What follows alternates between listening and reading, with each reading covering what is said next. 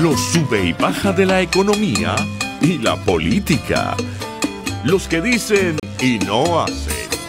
Los que se contradicen. La actualidad más candente. Lara y Hernández ya están aquí. Ellos no saben nada y así nos va. Conciudadanas, conciudadanos, sean todos bienvenidos a una nueva emisión de su programa favorito de esta hora. Damos comienzo a una nueva jornada de lucha por la opinión libre y la información transparente a través de los micrófonos de su RCR 750 AM, donde lo bueno une. A partir de este momento, como todos los días, estamos acá a nombre del gran equipo que encabeza en la gerencia general de la estación Jaime Nestares, en la gerencia de producción Wilixa Arcaya, en la producción Kenger Jaramillo, en los controles César González y en la conducción Daniel Lara, quien les habla, Neomar Hernández.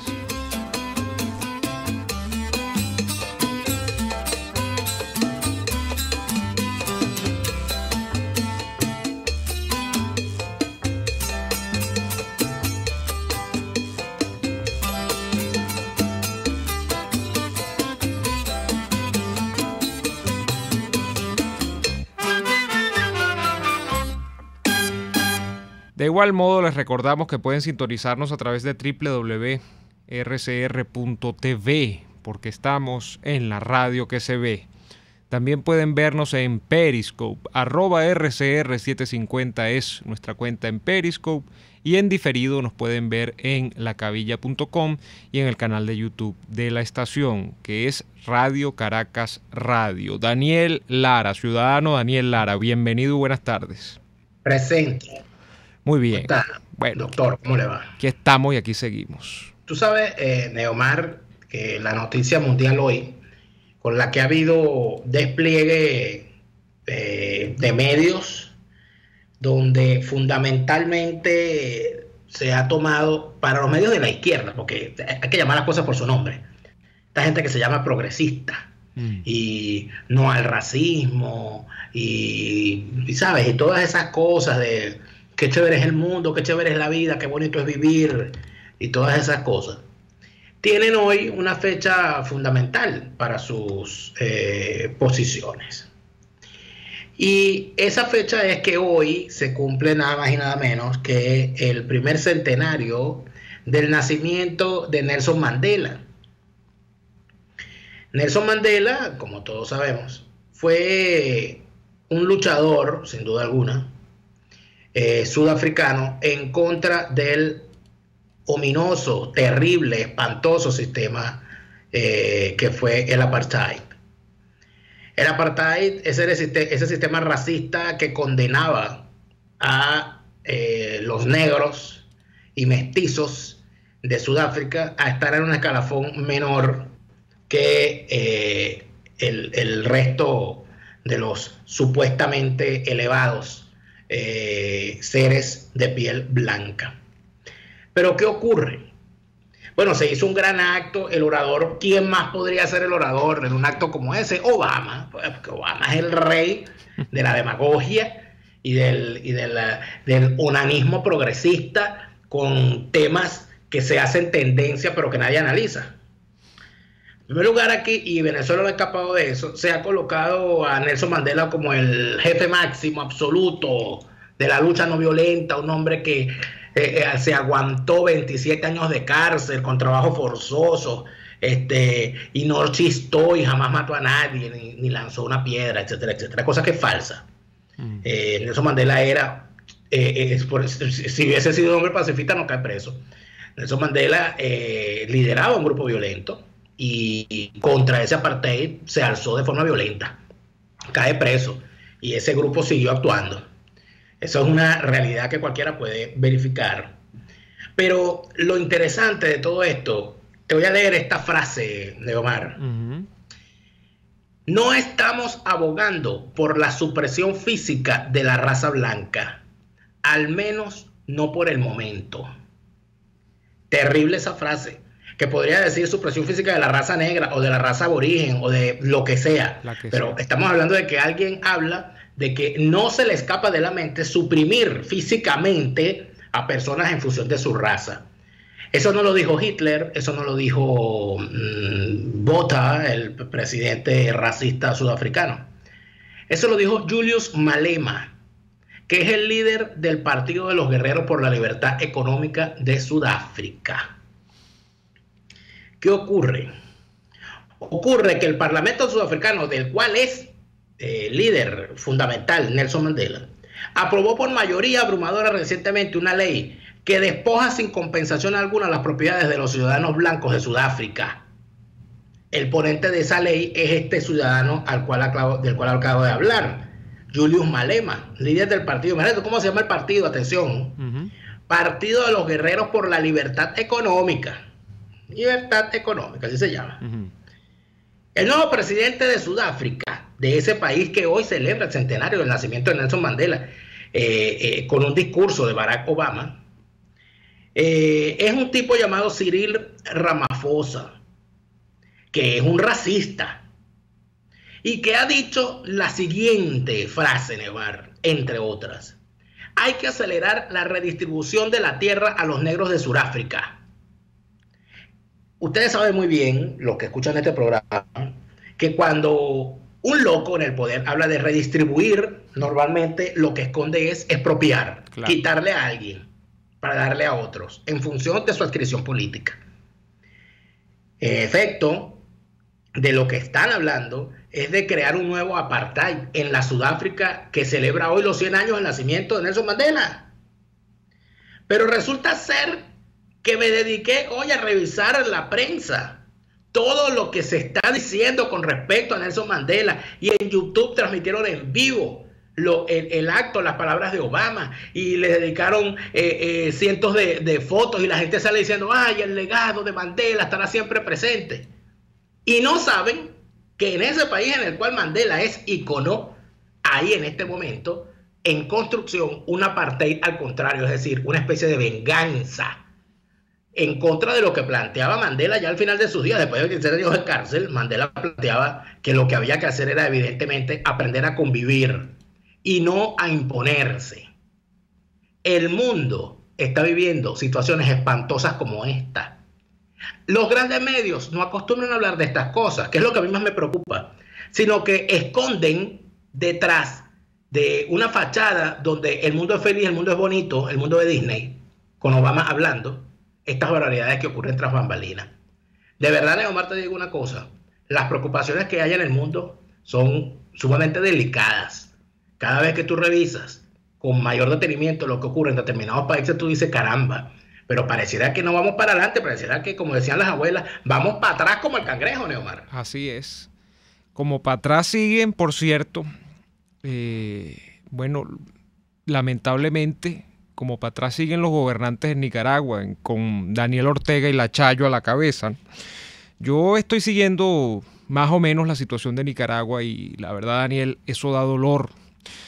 El día de hoy es noticia Nicaragua nuevamente porque en una pared, en un muro, mejor dicho, de Masaya, aparece pintada una alusión a Neomar Lander, imagínate tú.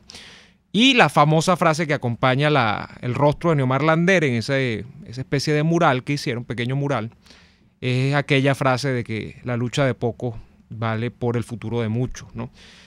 En Nicaragua, Daniel, ya el número de muertos duplica el número de muertos que se totalizaron, al menos oficialmente, se totalizó oficialmente el año pasado acá en Venezuela por aquellas protestas muy vigorosas que se dieron en todo el territorio de la República.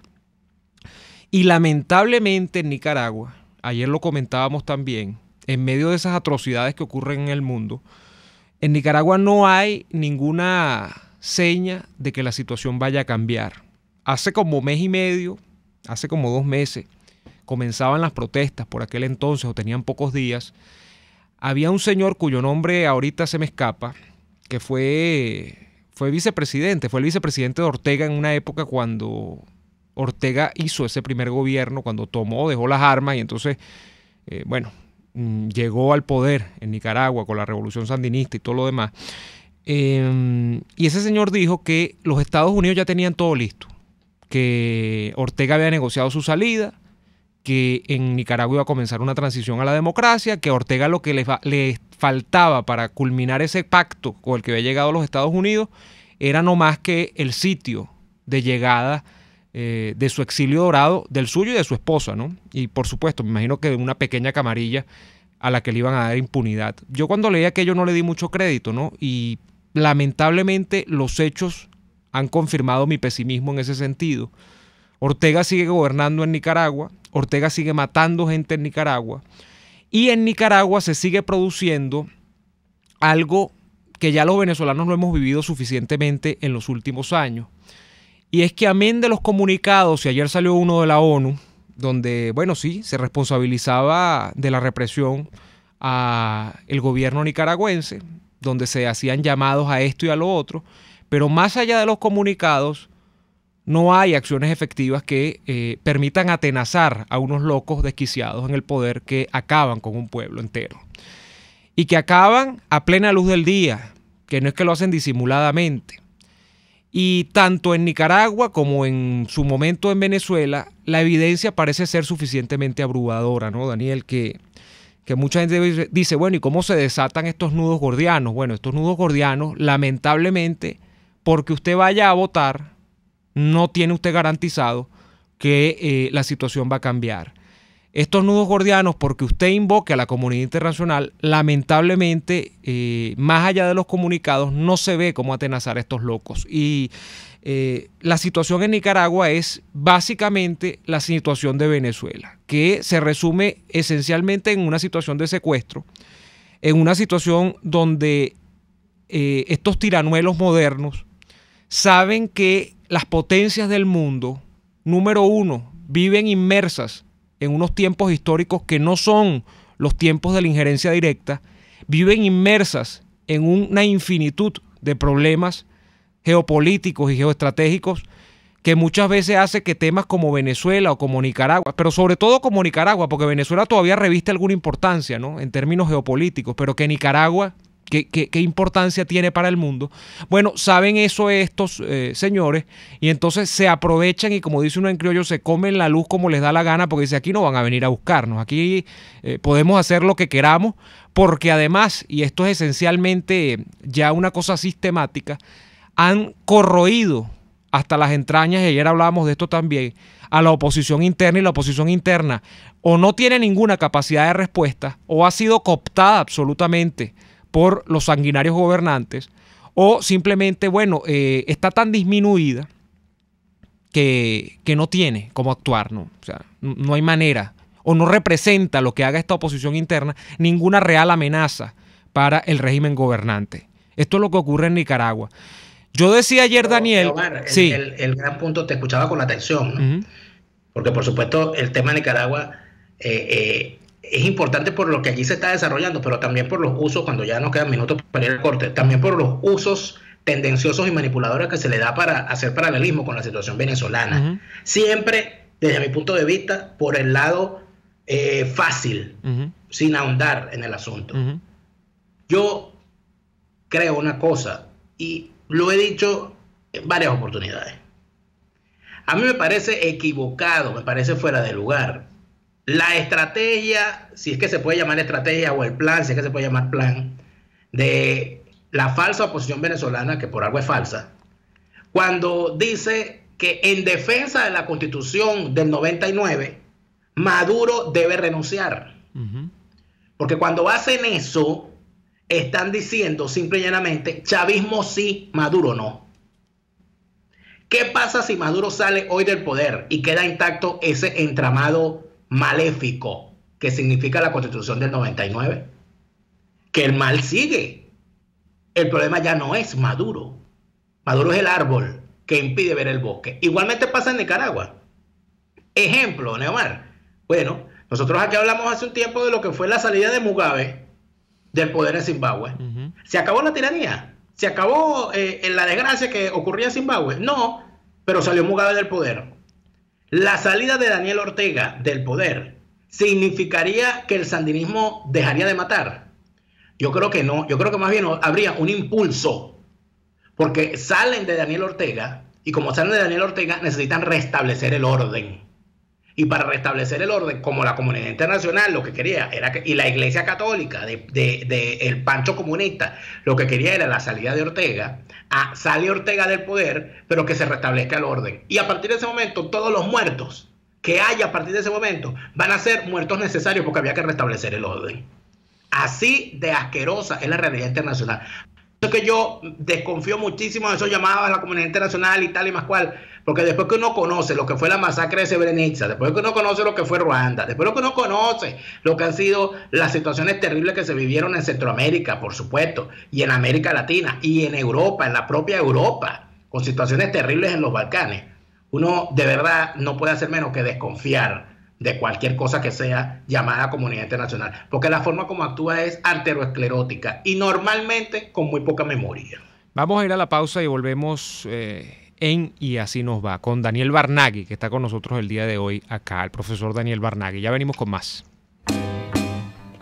Usted escucha Y Así Nos Va, con Daniel Lara y Neomar Hernández, solo por RCR 750 AM. ¿Te imaginas que alguien una las dos cosas que más te gustan solo para complacerte? Eso es lo que Il Sapore della Nonna hizo con la Ran Ran Burger.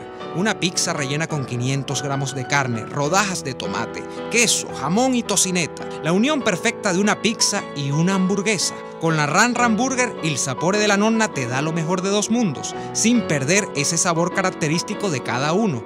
No pierdas tiempo y búscala en la Avenida Victoria, muy cerca de la bomba de gasolina Guayana. Il Sapore della Nonna, el sabor de Italia en Caracas.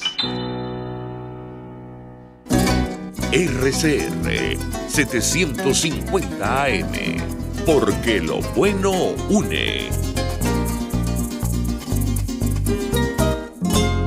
K-Export trae tu envío o carga desde USA hasta Panamá o Venezuela, o desde Panamá a Venezuela, y te la lleva a cualquier parte del territorio nacional. Los martes y viernes son los envíos aéreos, pero los jueves salen los envíos marítimos. Para contactarlos en Venezuela, llama al 0241-775-5575 o escribe al correo info@kexport.net. K-Export, déjalo todo en nuestras manos.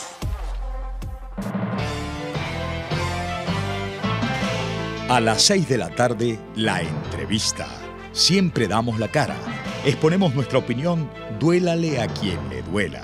Y difundimos la voz del pueblo porque es la voz de Dios. A las 6 de la tarde, la entrevista. Soy Miguel Ángel Rodríguez y estoy contigo por RCR. Porque lo bueno une.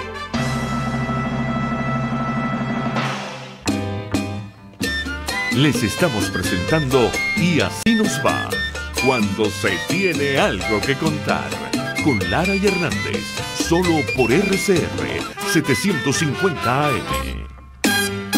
De vuelta en Y Así Nos Va. Hoy con nosotros un muy apreciado amigo, el doctor Daniel Barnaghi, a quien ya tenemos en la línea telefónica. Daniel, como ustedes saben, es profesor titular en la Universidad Simón Bolívar. Y con él queríamos conversar sobre algo que ha encendido nuevamente las alarmas en la educación superior en este país, Daniel. Así es. Si quieres, presenta tú el tema. Adelante.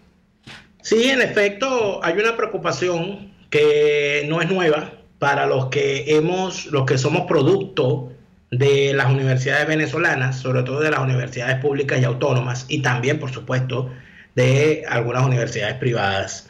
Las palabras que ha pronunciado Nicolás Maduro, donde se atreve a hablar de universidades que no están formando personas que no están formando profesionales que se integran al desarrollo del país. Inclusive ha señalado algunas carreras que él, en su inmensa sabiduría, considera que no deberían dictarse porque no suman nada al desarrollo del país.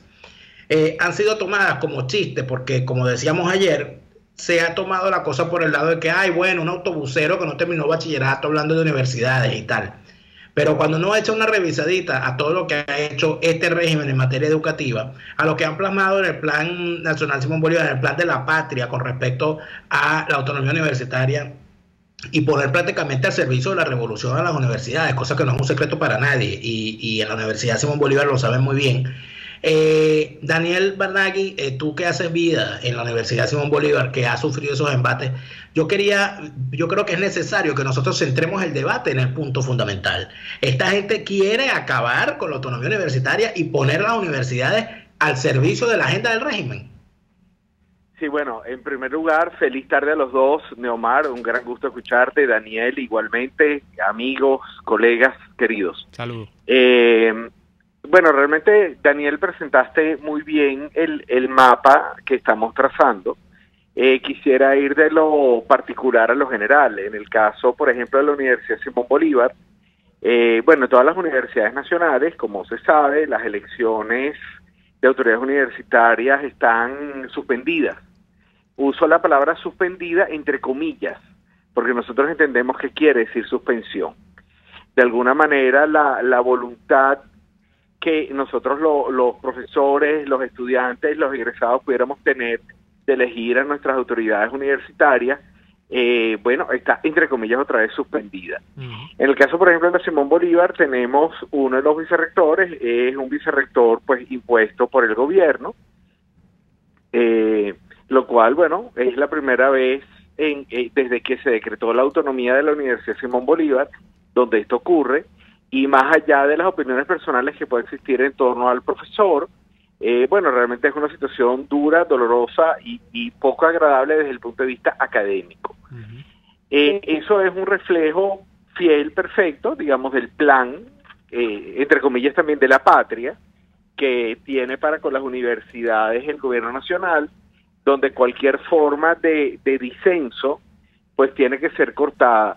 En el caso del primer magistrado del país, yo me tomo muy en serio cada una de las cosas que dice, porque entiendo que el chiste, que el humor y que incluso a veces lo jocoso es una forma de dar una pésima noticia, como es el caso del proyecto de eliminación sistemática de la autonomía universitaria y que además está perfectamente reflejado en el segundo plan de la patria de 2013-2019 y se va a reflejar en este próximo que viene y en la Constitución cubana que se quiere implementar.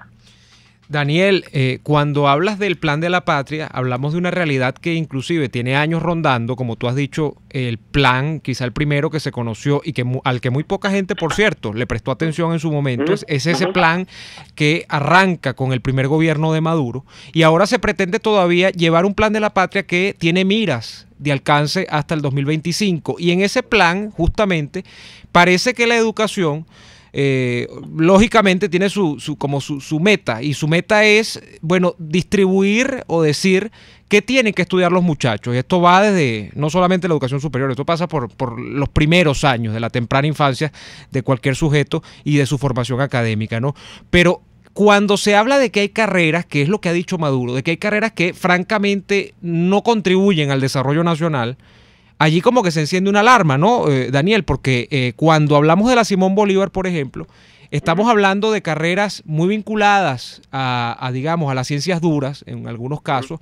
Estamos hablando de carreras en las que la gente ha desarrollado por muchos años, bueno, extraordinarios proyectos inclusive de innovación. En la Simón Bolívar hay muchísimos proyectos de innovación, carros de carrera, cosas que tienen que ver inclusive con el tema espacial, unas cosas increíbles. Y estamos hablando de que eso quizás sea accesorio para el desarrollo nacional que prevé Maduro en su cabeza en los próximos años. ¿De qué hablamos, Daniel, en el fondo, cuando se quiere prescindir de unas áreas de conocimiento y darle prioridad a otras? Bueno, fíjate, Neomar, que además tú pronto con el favor de Dios vas a ser egresado de nuestro doctorado de la Universidad Simón Bolívar. Estamos muy orgullosos de ti como estudiante y tú entiendes la dinámica de la institución. Es una universidad que, bueno, sus carreras de pregrado son básicamente en el área tecnológica, las ciencias básicas, las ingenierías, también arquitectura a través de una perspectiva más técnica y urbanismo. Pero ahí yo tengo dos anécdotas interesantes y voy a hablar también de un tema muy personal que me toca. Yo tuve el honor, el privilegio de ser el jefe del Departamento de Economía cuando elevé el proyecto de la creación de la carrera de Economía ante el consejo directivo. Y te estoy hablando de hace exactamente 10 años. Y desde hace 10 años la Universidad Simón Bolívar está tratando de que el CNU apruebe dos carreras, que son la carrera de Economía y la carrera de Artes Liberales, Y definitivamente no está dentro de la agenda del interés del gobierno aprobarlas con la celeridad que realmente se necesita. También a esto le quiero añadir una historia personal. Resulta que mis padres eran húngaros, y en el comunismo hay una teoría que es la teoría de la alternancia de la generación. ¿Qué significa esto desde el punto de vista educativo? En Europa, a alguien que termina el bachillerato se le considera intelectual. De tal manera que el primer día de clase que un hijo de bachilleres o de profesionales universitarios entra a su colegio, tiene al lado, traduciéndolo, digamos, del húngaro al castellano, una sigla que es la letra I, que es hijo de intelectual. Esa persona solamente puede llegar hasta 6º grado de primaria y tiene que cursar carreras, tiene que cursar lo que aquí entenderíamos como un oficio, que normalmente en Europa muchas tienen universidad, que no es un técnico superior, sino son carreras como oficios. Es decir, el hijo de un intelectual tiene que ser un chofer, tiene que ser un obrero, tiene que ser un agricultor, y el hijo de ese agricultor entonces sí podría optar a entrar al bachillerato y eventualmente en una proporción muy pequeña que se llama numerus clausus, poder entrar a una universidad. Ahí tú castras la movilidad social, Daniel. Muy bien. Ese es el punto, exactamente. O sea, primero que castra la aspiración individual de superación. Eso que es innato en el ser humano, que es que la movilidad social, como bien lo apuntas, se logra a través del estudio y del trabajo. Y eso estaba y está muy arraigada en la cultura del venezolano, que entendía que tenía que entrar a la universidad para superarse, era la manera de superarse. Bueno, eso es exactamente lo que el gobierno de alguna manera desea limitar o cortar.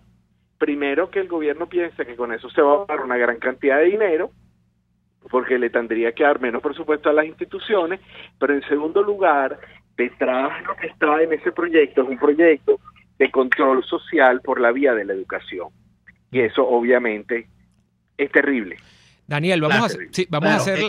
Tenemos que hacer el corte, Daniel y Neomar, pero lo importante en este caso, y que es el tema con el cual quisiéramos regresar, es los ejemplos que hemos visto. Porque muchas veces se piensa que el proyecto chavista de arrasar con las instituciones y las universidades y la educación es una institución. Es que es una cosa inédita y quizás si revisamos lo que ha ocurrido en otros países, sobre todo lo que ocurrió en la órbita soviética, lo que ocurre en Cuba y en otros países, nos podría dar algunas luces. Vamos a ir al corte y al regreso seguimos con esta interesante conversación con el profesor Daniel Barnaghi. Ya venimos. RCR les está presentando a Lara y Hernández en Y Así Nos Va por sus 750 AM. Neomari, ¿qué vamos a comer hoy en el Sapore de la Nona? Por ejemplo, de entrada. Pues qué más, una deliciosa ensalada César con pollo o camarones. ¿Y de plato fuerte? Un risotto con camarones, champiñón y salsa nápoles. Y el postre, que no se te olvide el postre. Insumos, repuestos para tu vehículo, equipos electrónicos y un largo etcétera, sin complicaciones. Compra lo que necesites y recíbelo en la puerta de tu casa. Puedes pagar en bolívares. Tuplata.com.be con sistema de rastreo del paquete a través de la web para que no le pierdas la pista. Contáctalos por el 0212-720-7343. Envíos tuplata.com.be, la tarifa más baja y en el menor tiempo. RCR 750 AM. Porque lo bueno une. Estamos escuchando Y Así Nos Va con Lara y Hernández por RCR 750 AM. De vuelta en Y Así Nos Va. Hoy tenemos con nosotros al profesor Daniel Barnaghi, profesor titular de la Universidad Simón Bolívar. Y hablábamos, Daniel, de lo que ahora nuevamente enciende las alarmas en la comunidad universitaria en general en Venezuela. Yo te preguntaría, Daniel, ¿qué se está haciendo? Porque sabemos y conocemos de primera mano los testimonios de la resistencia de las universidades autónomas de este país, pero ¿qué se está adelantando desde las universidades que domina directamente el gobierno? Desde estas a las que le ha dado forma, creo que a la carrera, a muchas de ellas, de las que ni siquiera se ha construido una planta física permanente, sino que se improvisaron allí en el medio de la nada. Y podríamos hablar, por ejemplo, de cómo se instaló la UBB, que fue como la gran universidad de Chávez, en medio de lo que eran unas instalaciones de la antigua PDVSA. Todo este tipo de cosas. ¿Qué se está haciendo desde el Estado? ¿Realmente hay un proyecto de educación pública superior que tenga algo que rendirle al país luego de 10, 15 años? Bueno, fíjate, porque me parece que tu pregunta y planteamiento es tan extremadamente importante, porque me permite desarrollar dos aspectos. Uno, lo que ha sido en el comunismo, en el socialismo, en los sistemas radicales de izquierda, más de esta naturaleza, el concepto de mérito es un concepto que tiene que ser destruido, porque el concepto de mérito es inherente a lo individual, mientras que el comunismo y el socialismo son sistemas colectivistas, donde realmente el mérito individual no es relevante, sino el mérito de la lealtad. Entonces, de esta manera, ¿qué es lo que pasa? Al destruirse, digamos, el concepto de mérito en líneas generales, estas universidades creadas por este gobierno, por este sistema político más bien, lo que hace es buscar cantidad y no calidad. Entonces, ahí cuando se hace una revisión curricular, no solo de las universidades que se han creado, sino de las carreras que se han creado dentro de este sistema, uno se queda por un lado perplejo porque son carreras ideologizantes, no profesionalizantes. Y en Venezuela, históricamente, en los casi 300 años que tiene la Universidad Central de Venezuela, lo que se ha buscado en la educación venezolana es la profesionalización y no la ideologización. Entonces, cuando se hacen carreras y se hacen universidades que no van destinadas a obtener lo mejor del ser humano, pulir sus méritos, a buscar el reto, digamos, a la excelencia académica y el aprendizaje, como dice en nuestra universidad, la Simón Bolívar, la ciencia, la conciencia en la verdad y la verdad. Entonces, bueno, se obtienen experimentos educativos que tienen fines muy tristes, porque se genera una frustración del colectivo al tratar, digamos, de buscar tener acceso a posiciones de trabajo dentro o fuera del país, que lo que hacen es mostrar que hay una incapacidad de ejercer un trabajo para el cual supuestamente estudiaste una carrera que te tenía que preparar y te tenía que profesionalizar. Así que eso es una bola de nieve que va en contra del propio gobierno, porque todo concepto de educación superior es un concepto meritocrático. Ahora, Daniel, de alguna manera, esto lo que termina mostrando es que la meritocracia siempre es un enemigo de regímenes como el chavista. De hecho, si vemos que el gran ataque contra lo que fue PDVSA en su momento fue precisamente hacia eso que se llama la meritocracia, nos deja perfectamente claro que en comunismo la meritocracia no existe. Sí, es correcto lo que tú dices, porque es que el concepto de mérito es un concepto que viene, digamos, de una corriente que ambos conocemos como aristotélica o individualista, de buscar de alguna manera que sea el individuo el que crezca, se desarrolle, potencie sus capacidades. Ese concepto es un concepto que radica en lo individual. El mérito es un concepto muy individual, mientras que el socialismo o los sistemas de izquierda no buscan desarrollar al individuo, sino buscan crear masas que sean dominables, masas donde haya sumisión, donde haya obediencia, y eso, claro, a menores niveles educativos es más fácil de lograr. Por lo tanto, como bien apunta querido tocayo Daniel, la meritocracia es un concepto enemigo de todo sistema de izquierda. Daniel, si alguien conoce el estado actual de las universidades, eres tú, y en la Universidad Simón Bolívar el retrato más o menos viviente del conjunto de las universidades autónomas del país puede resumirse, y ese retrato incluye, entre el elenco de situaciones adversas que se está viviendo, el de la deserción de los estudiantes. Si tú ahora planteas ingresas esta nueva variable que estamos comentando nosotros, que ha ingresado al menos formalmente al panorama desde el discurso que pronuncia Maduro en una graduación de un evento de unos muchachos que son de la Universidad de la Seguridad. Y esa nueva variable es que vas a condicionar el tipo de carreras, o al menos tienes la intención, ya verás cómo lo haces, pero tienes la intención de decir tú quién, cuándo y dónde van a estudiar los muchachos. Bueno, parece que va a haber todavía menos incentivos para que los muchachos estudien. Esto puede impactar aún más en la deserción, ¿no, Daniel? Y que la gente aquí definitivamente termine aceptando, y este es otro de tus temas, el tema de la cultura política, termina aceptando dentro de la constitución de nuestra cultura política que estudiar no vale la pena en una universidad, ¿no? Bueno, la verdad que la última parte no la escuché muy bien porque hay un problema de comunicación, como se dan cuenta. El problema no es solo de educación, sino de comunicación y de la tecnología, ¿no? Sí. Pero, ¿qué es lo que quiero transmitir? En el siglo XX se hizo muy lamentable, eso digamos lo implantó el régimen nazi, pero lo tomó Stalin para el régimen soviético, que eran los números clausus y los números nullus. Eso significa que, bueno, los números clausus, que solamente una de cada cierta cantidad de población, por ejemplo, uno de cada 100.000 puede entrar a la universidad, y luego viene el paso siguiente, que son los números nulos, que de alguna manera se elimina la posibilidad de entrar a sistemas académicos. Pero pareciera que hay como dos maneras de hacerlo. Una, a través de leyes, decretos o de la restricción presupuestaria, pero la otra es a través del desestímulo, que es lo que tú, Neomar, apuntas muy bien y que me produce una profunda tristeza. Mi universidad es no solo la universidad donde doy clases, donde soy profesor de hace 20 años, sino la universidad donde estudié un pregrado de ingeniería eléctrica y un doctorado en ciencia política.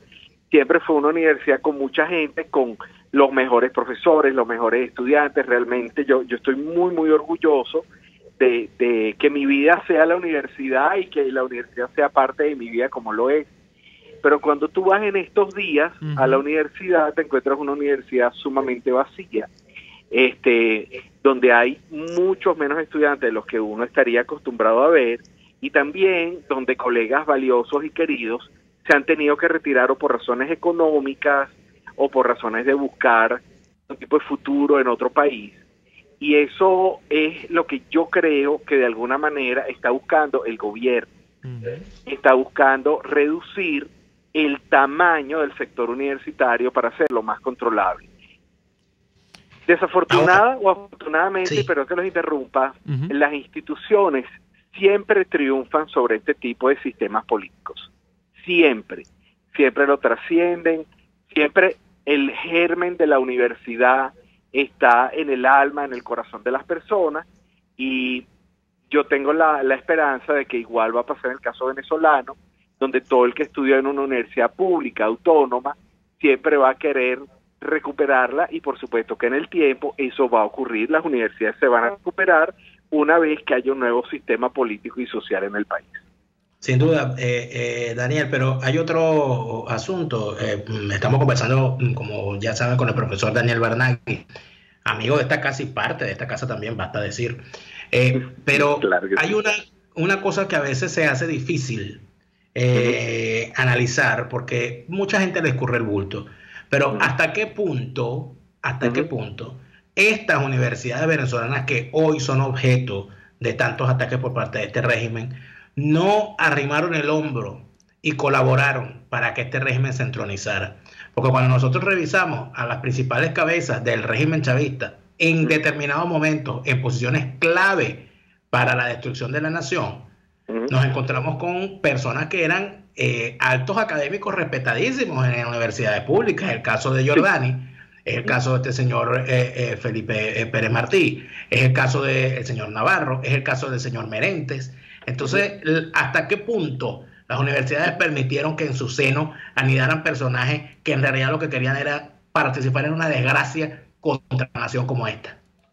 Bueno, yo te lo voy a responder de la siguiente manera. En principio, al buscar de alguna manera que sea el mérito el que prevalezca sobre cualquier otro aspecto de la persona, las universidades lo que buscan es la capacidad que tiene un potencial profesor de hacer una carrera en docencia, investigación y extensión para ingresar al cuerpo académico.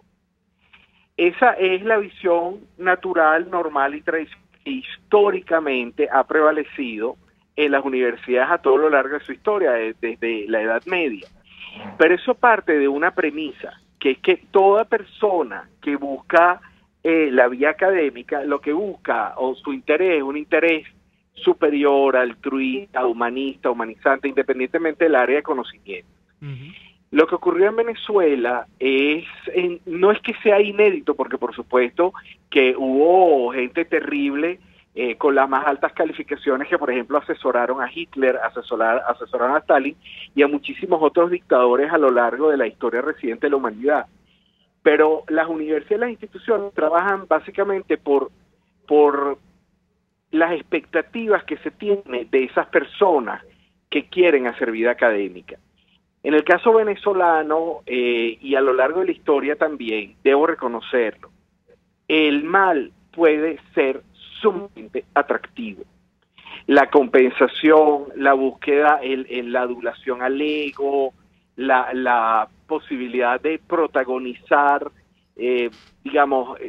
lo que un profesor pudiera interpretar como un cambio trascendente y ser parte de ese cambio trascendente. A lo largo de toda la historia ha habido casos. Yo quiero pensar, y de hecho eso es lo que se ha visto en los últimos años en Venezuela, que son casos aislados. Yo me siento afortunado, Daniel, en que tú los hayas podido listar. Uh-huh. Que se puede hacer una lista. Hay un puñado de personas que han traicionado el concepto de academia, y en particular de la academia venezolana. Uh-huh. Pero son muchos más los que son grises, los que son anónimos, los que se les rompen los zapatos porque siguen yendo a las universidades a dar clases, y son estos profesores que tienen mística, que tienen alma, que tienen corazón, para formar las nuevas generaciones de venezolanos, los que van a restituir el brillo de la universidad venezolana mucho más pronto que tarde, porque esas son las cualidades de esa institución, que es la institución académica, que el brillo regresa pronto cuando hay un sistema de libertades. Daniel, muy agradecidos por conversar contigo esta tarde, ¿vale? Por favor, para mí ha sido un placer atender a los dos y les mando un inmenso abrazo a ambos y a toda la audiencia, por supuesto. Gracias. Era el profesor Daniel Barnaghi, profesor de la Universidad Simón Bolívar, buen amigo de esta casa, además, como dice mi amigo Daniel Lara también, no solamente amigo de esta casa, protagonista de esta casa también. Parte fundamental de esta casa también. Vamos a ir al corte comercial. Al regreso vamos con algunos comentarios finales. Escuchamos Y Así Nos Va con Lara y Hernández, porque la realidad no se tapa con un dedo. Solo por RCR 750 AM. Hay muchas empresas de courier, pero solo una con la que envías rápido, seguro y al mejor precio. En tuplata.com.be manejan tiempos récord. Despachando los viernes, recibes tu paquete a los 3 o 4 días, si el envío es aéreo, y a las 3 o 4 semanas, si es marítimo. Y si vives en el interior del país, no te preocupes. Tuplata.com.be tiene cobertura nacional. Entregan directo en Maracay, Valencia, Barquisimeto, Maracaibo, Puerto La Cruz, Puerto Ordaz y Maturín. Puedes pagar en bolívares. Envíos tuplata.com.be, la tarifa más baja y en el menor tiempo. Sintonícenos a través de Periscope, @RCR750, la radio que se ve. Cuando pienso en frescura, pienso en Central Madeirense. Y sé que solo allí encontraré lo mejor en productos de primera calidad, donde las frutas y vegetales son traídos directamente del campo, con olor a tierra fértil, a tierra venezolana. En Central Madeirense son más frescas. Este y todos los domingos, Conversaciones con Gustavo Trías. Crónicas, testimonios, anécdotas, cuentos de programas de radio y televisión de otros tiempos, de sitios de diversión en todo el mundo, compositores, políticos, artistas de cine famosos, todos tienen historias, todos los domingos a las 9 de la mañana, historias bien contadas. Sintonícenos a través de rcr.tv, @RCR750, la radio que se ve. Les estamos presentando Y Así Nos Va, cuando se tiene algo que contar. con Lara y Hernández, solo por RCR 750 AM. No me da pena decirlo, con estos zapatos me traslado a la UCB a dar clase. Mi sueldo como profesor universitario no me alcanza para pagar el cambio de suela que sale en 20 millones. Este fue el tuit, Daniel, que por cierto, al que aludía también el otro Daniel Barnaghi, del profesor José Ibarra, hace algunos días, un profesor de la Universidad Central de Venezuela, que publicó esto de manera anecdótica en su Twitter. Y comenzó a recibir donaciones, tanto así que entiendo que ahora el profesor, que ya tiene zapatos nuevos afortunadamente, ha montado hasta una fundación. Un profesor universitario, Daniel, que gana 2.900.000 bolívares al mes. Profesor que no gana ni $1 al cambio real de esta moneda en nuestro país. Ese es el retrato de Venezuela actualmente. Ese es el retrato de Venezuela. Y yo tengo que decirte algo, Neomar. No puedo hacer otra cosa porque es lo que estoy viviendo, y este programa nosotros siempre lo hemos hecho en función de las cosas que nos ha tocado vivir. Uh-huh. Cuando uno revisa, Neomar, lo que significa el oficio de docente en distintas partes del mundo, bueno, que lo digan tantos profesores venezolanos egresados del pedagógico que están viviendo en muy buenas condiciones en países como Perú, por ejemplo. Yo conozco varios. Uh-huh. Profesores del pedagógico que son en Perú prácticamente, se los pelean los mejores colegios privados por la alta calidad que tienen para la docencia, con salarios que les permite vivir, que les permite sustentarse y que les permite ayudar a sus familias en Venezuela. Cuando usted revisa lo que significa ser docente, el nivel de exigencia para ingresar a la docencia en muchos países del mundo, y usted compara con Venezuela, donde lamentablemente, y aquí es donde uno regresa al tema, no es nuevo. Lamentablemente, en Venezuela, cuando empezamos a descuidar los estándares para tener acceso a la carrera docente, tanto a nivel universitario como a nivel de educación inicial y secundaria, yo creo que ahí fue donde empezaron los problemas. Yo recuerdo, Neomar, cuando yo estaba en bachillerato, que ya estaba por graduarme, el gran comentario cuando uno no tenía un buen promedio, era, como tú no tienes buen promedio, vete a estudiar para el pedagógico porque ahí busca promedios bajitos. Es decir, que empezó a convertirse la carrera de educación en una carrera que se iba para el pedagógico el que tenía las peores notas, porque en el pedagógico supuestamente los requerimientos eran menores. Entonces, si tienes malas notas, no importa, tú vas a ser maestra, vas a ser profesor, vas a tener el bachiller docente y tal. Entonces, allí fue donde empezó, cuando empezamos a ningunear el oficio docente. Y ojo, que yo le tengo un gran cariño y un gran respeto a la carrera docente. Yo durante unos cuantos años tuve la oportunidad de ser instructor en el área aeronáutica, y durante muy poco tiempo, un trimestre apenas, fui profesor en la Universidad Simón Bolívar en la sede Litoral. Y yo respeto mucho a quien puede dedicarse a cuerpo y alma a la docencia. Pero también sé y también sabemos, Neomar, porque conocemos el asunto, cómo te das cuenta de que se han relajado los mecanismos de ingreso a las universidades, de que las academias se han convertido en centros de reciclaje de trabajos académicos, y entonces un docente, como no tiene tiempo, como no le alcanza el sueldo, como tiene que dar clases en 50 sitios, y como prácticamente está sometido a una situación de mediocridad absoluta, entonces el trabajo de ascenso de este año lo convierto en el trabajo final de la maestría, y después el trabajo final de la maestría lo reciclo. Entonces, así cuando te pones a ver la creación de conocimiento en la academia, empieza a bajar de nivel, con salvadas y notables excepciones, que siempre son excepciones y ratifican la regla. En ese sentido, cuando nosotros, yo creo que no tenemos que cansarnos de decirlo, la construcción de la nueva Venezuela empieza con la educación.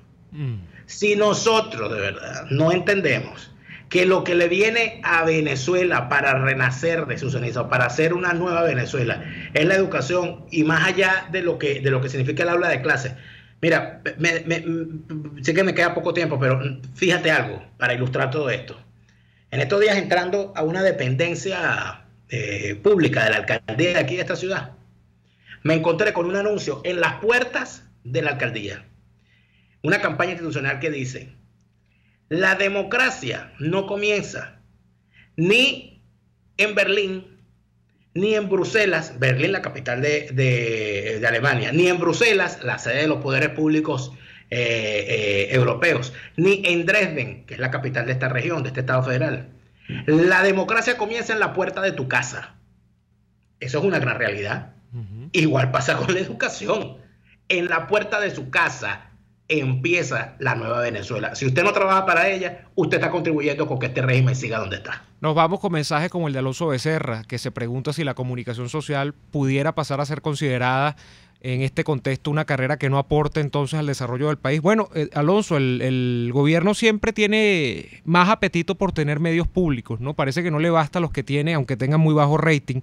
Y en ese sentido como que siempre va a necesitar periodistas, ¿no? Pero periodistas que no digan mucho, periodistas que digan nada más lo justo o que, mejor dicho, no digan nada. Omar, ¿y la carrera militar le sumará algo de desarrollo al país? Esa es una gran pregunta, aunque la Constitución prevea que supuestamente los militares son parte esencial del desarrollo nacional. Yo me pregunto, pero yo me imagino ¿cómo? Que la comunicación social se va a salvar, Omar, porque con esos grandes teóricos de la comunicación social que tiene el chavismo, como Juan Barreto, Arle Herrera, Desiree Santos Amaral, Elena Salcedo, ellos van a defender a capa y espada su carrera. Ay, Dios mío, tenemos un servicio público para irnos. Para paciente con cáncer se requiere con urgencia Sunitip de 50 miligramos o Suten, también de 50 miligramos. Sunitip o Suten, cualquiera de los dos en 50 miligramos. Si usted puede ayudar, comuníquese al número telefónico 414-021-1114, 414-021-1114. Y nos despedimos por hoy, Daniel. Bueno, este programa se acabó. Les agradecemos muchísimo por haber estado allí en esta nueva jornada de lucha por la opinión libre y la información transparente. Mañana viene Mascavilla, porque mañana es jueves de Voces de la Democracia. Junto a ustedes revisaremos lo que es la historia de las palabras que sobre la democracia se han dicho en Venezuela y en el mundo. Nos vamos por hoy y por supuesto mañana los esperamos de vuelta. Hasta entonces. Por hoy termina Y Así Nos Va. Síganos en Twitter en @YASINOSVA, @DeLaraF y @NeoAdolfo. RCF 750 AM.